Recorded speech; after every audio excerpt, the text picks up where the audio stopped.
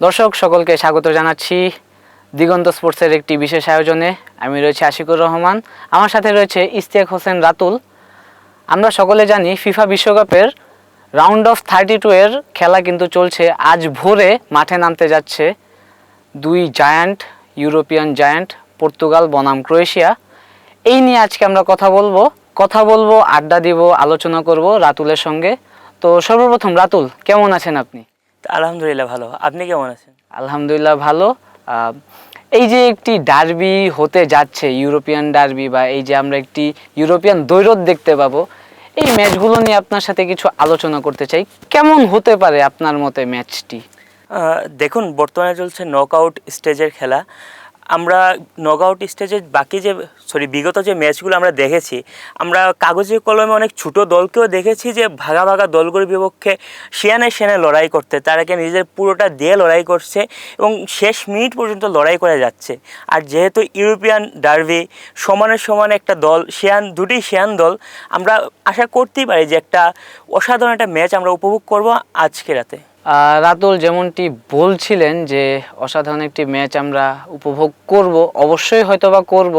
তবে আপনি যদি গ্রুপ পর্বের খেলাগুলোকে বিশ্লেষণ করে থাকেন, পর্তুগাল নিঃসন্দেহে তারা ভালো একটি টিম, ফেভারিট টিমও বলা যায়। তাদের মিডফিল্ড কিন্তু ভক্তদের মধ্যে অনেকের মধ্যে বিতর্ক চলতে থাকে যে বিশ্বের সেরা মিডফিল্ড এখন কে নেই। জোয়াও নেভেস, তারপর হচ্ছে আপনার ব্রুনো ফার্নান্দেজ, ভিতিনহা, এদের যে কম্বিনেশনটা, আমরা নিঃসন্দেহে ক্লাবে এদের পারফরমেন্স দেখে অভ্যস্ত।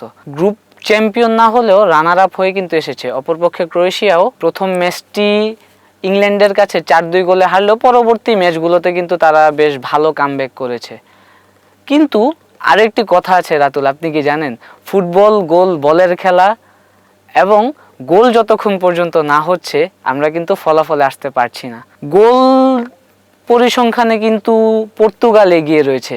আপনি কি এদিক থেকে ক্রোয়েশিয়াকে ডিফেন্ড করবেন নাকি পর্তুগালের সমর্থন করে যাবেন?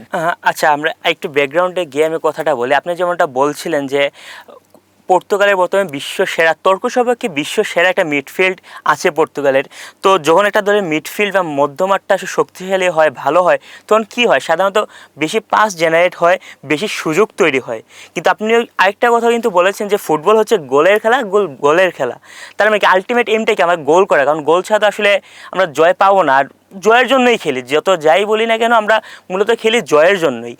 তো আমরা যদি স্টেটের দিকে তাকাই, পরিসংখ্যানের দিকে তাকাই, গত 3টি ম্যাচে, অর্থাৎ গ্রুপ পর্বের 3টি ম্যাচে পর্তুগাল প্রায় 90%-এর বেশি অ্যাকুরেট পাস তা জেনারেট করতে পেরেছে। পক্ষান্তরে প্রথম যে ম্যাচটা তারা খেলেছিল ডিআর কঙ্গোর বিপক্ষে, যেটা এখানে 1-1 গোলে ড্র হয়েছিল, সে ম্যাচটায় তারা সর্বমোট মাত্র 60টি শট চান্স তারা তৈরি করতে পেরেছে, যার মধ্যে একটা ছিল শট অন টার্গেট, সেই একটাই তারা গোল তারা দিতে পেরেছে, সমতাসূচক গোল যেটা বলে।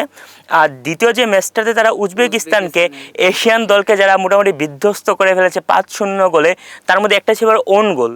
তো সেই ম্যাচটাতে তারা সর্বমোট 17টি গোল চান্স ক্রিয়েট করতে পেরেছে, তার মধ্যে মাত্র 9টা ছিল শট অন টার্গেট। অর্থাৎ প্রায় 50% তারা আসলে শটের চান্স নিতে পারেনি, শট করতে পারেনি। হ্যাঁ, মোর দেন এভারেজ 50%।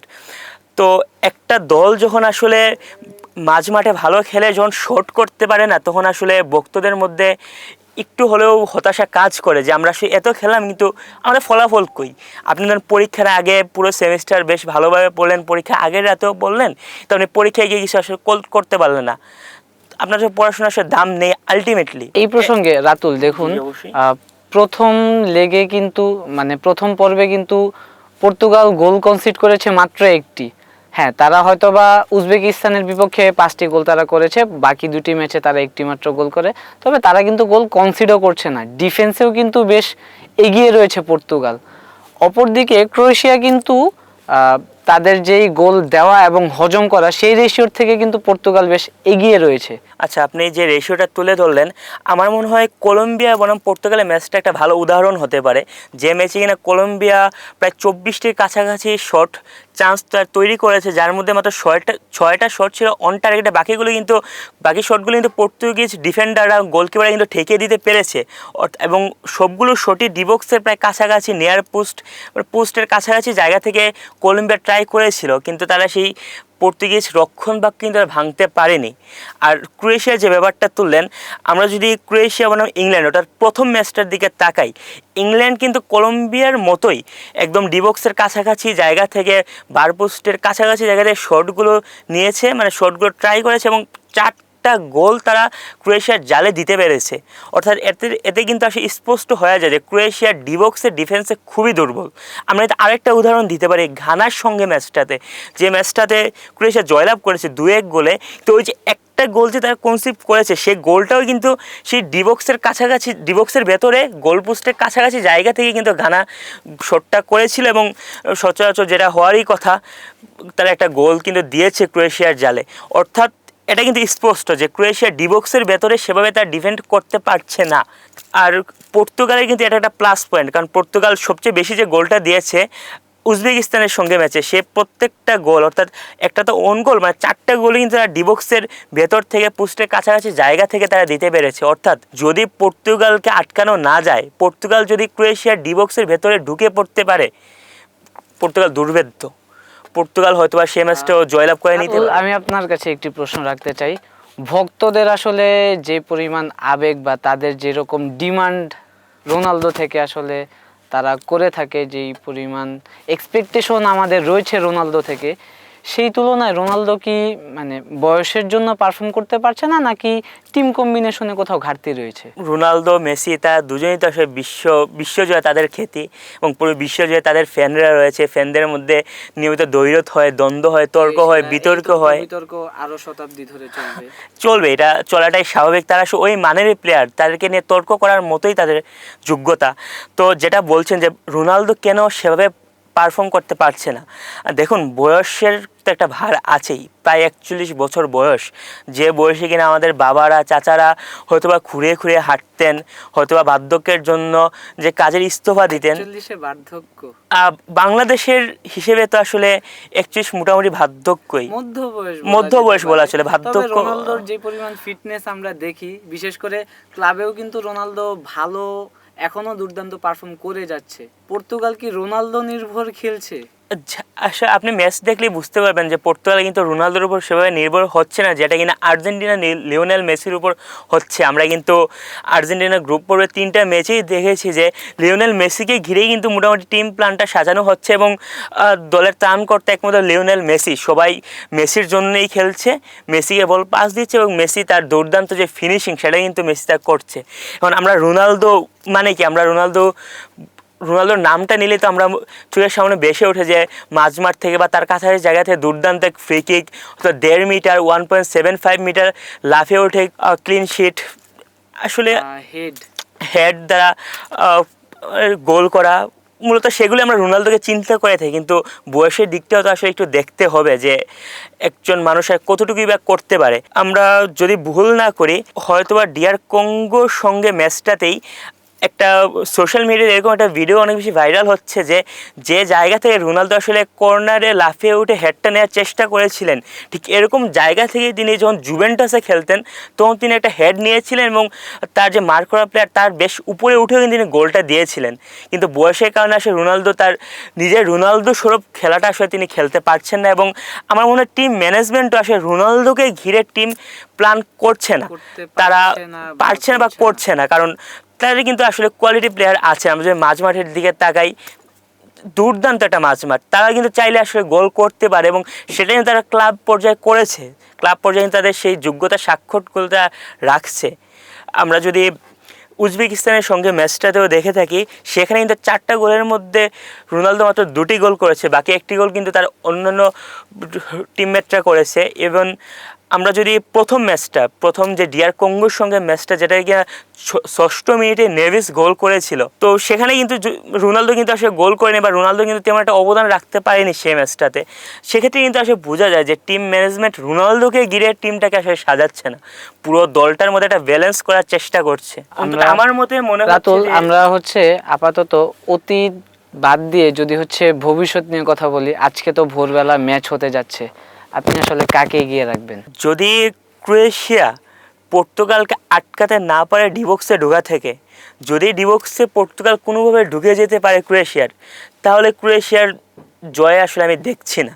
আর ওপর দিকে ক্রোয়েশিয়া যেটা আসলে করতে পারে, তারা কিন্তু ইংল্যান্ডের সঙ্গে ম্যাচে একটা লং রেঞ্জ শট থেকে গোল তারা দিয়েছে, ইভেন ঘানার সঙ্গে ম্যাচে কিন্তু একটা লং রেঞ্জ থেকে তারা গোল দিয়েছে। আর শর্ট রেঞ্জে যে গোলের ব্যাপারটা, শর্ট রেঞ্জে কিন্তু পর্তুগাল বেশ। রাতুল, আমি আপনাকে একটু থামাতে চাই। পর্তুগালে যদিও মহাতারকাদের ছড়াছড়ি রয়েছে, তবুও অভিজ্ঞতার দিক থেকে কিন্তু ক্রোয়েশিয়াকে আমি ব্যক্তিগতভাবে এগিয়ে রাখতে চাই। আর তাছাড়া এই ম্যাচটিকে আসলে অনেকে পর্তুগাল বনাম ক্রোয়েশিয়া না বলে দুই মহাতারকার যদি নাম উল্লেখ করি, রোনালদো বনাম লুকা মডরিচের একটি ম্যাচ বলতে যাচ্ছে, এবং হবেও কিন্তু তাই। আজকে কিন্তু কোনো এক মহাতারকার শেষ বিশ্বমঞ্চের খেলা হতে যাচ্ছে। দেখেন, দুজনেই কিন্তু আসলে বয়সের ভারে কাবু। আমরা কিন্তু লুকা মডরিচকে এই বিশ্বকাপে সেভাবে জ্বলে উঠতে দেখিনি। রোনালদো কিন্তু তার নামের যে নাম সুলভ যে বিচার, রোনালদো সুলভ যে খেলা, সেটা কিন্তু আসলে প্রদর্শন করতে পারছেন না। এখন এগিয়ে আসতে হবে তার টিমমেটদের। যদি লুকা মডরিচ কিংবা রোনালদো দুজনের সম্মান বজায় রাখতে হয়, তাই টিমমেটদেরকে এগিয়ে আসতে হবে। যদি যে দলটা একটা টিম হিসেবে খেলতে পারবে, সে দলটা আজকে জয়লাভ করতে পারবে। ক্রোয়েশিয়া কিন্তু লং রেঞ্জ থেকে আসলে গোল করেছে গ্রুপ পর্বের ম্যাচে। আমি লং রেঞ্জের গোলের কথা বলছি কারণ পর্তুগাল কিন্তু ডিবক্সের ভেতরে বেশ ভালো রকম একটা জমাট রক্ষণ তৈরি করতে পারে, যেটা কিন্তু আমরা কলম্বিয়ার সঙ্গে ম্যাচে দেখেছি। তাই আমার মনে হয় না ক্রোয়েশিয়া আসলে খুব বেশি সুযোগ তৈরি করতে পারবে শর্ট রেঞ্জ থেকে। তাই ক্রোয়েশিয়া হয়তো বা লং রেঞ্জ শটের দিকেই বেশি ঝুঁকতে পারে। ওপর দিকে পর্তুগাল কিন্তু ইতিমধ্যে যে গোলগুলো দিয়েছে সবগুলো ডিবক্সের ভেতর থেকে আসলে তারা গোলগুলো দিয়েছে। তো তারাও চাইবে যে ক্রোয়েশিয়ার সেই রক্ষণটা ব্যাট করে ডিবক্সে ঢুকে যেতে, কারণ ক্রোয়েশিয়া কিন্তু ইংল্যান্ডের সঙ্গেও আসলে ডিবক্সে খুব একটা ভালো রক্ষণ তারা দেখাতে পারেনি, খুব ভালো ডিফেন্ড তারা করতে পারেনি। পর্তুগাল অবশ্যই সেদিকটা মাথায় রাখবে এবং দুই দলই আসলে চাইবে ম্যাচটা জয়লাভ করে নিতে। নকআউট পর্বের খেলা জয়ের জন্যই আসলে মাঠে নামবে। তবে রাতুল, সর্বশেষ প্রশ্ন, ম্যাচ প্রেডিকশন আপনি যদি আপনার মতো করে বলেন, কি বলবেন? ম্যাচটা তো টাইট হবে, এটা তো নিশ্চিত। আমার মনে হয় 2-1 পর্তুগাল জয়লাভ করতে পারে। অতিরিক্ত সময় যাবে না, আমার মনে হয় না ম্যাচটা আসলে অতিরিক্ত সময়ে যাবে। নির্ধারিত সময়ের মধ্যেই আসলে 2-1 হয়তো বা জয়লাভ করে নিতে পারে পর্তুগাল। আপনার প্রেডিকশনটা কি যদি জানাতেন? আমার প্রেডিকশন আমি খেলার পরে কথা বলবো। দর্শক, যেমনটা আমরা শুনছিলাম, আমার সহকর্মী রাতুল কিন্তু বলছিল মূল সময়ের মধ্যেই 90 মিনিটের মধ্যেই কিন্তু ফলাফল পেয়ে যাবে পর্তুগাল এবং 2-1 গোলেই জয়লাভ করবে বলে ধারণা এবং আশা রাখছে। দর্শক, যুক্ত থাকুন দিগন্ত স্পোর্টসের সাথে। পরবর্তী আপডেট নিয়ে আবারও ফিরে আসবো এবং সকলে খেলা দেখুন, সুস্থ থাকুন। ধন্যবাদ।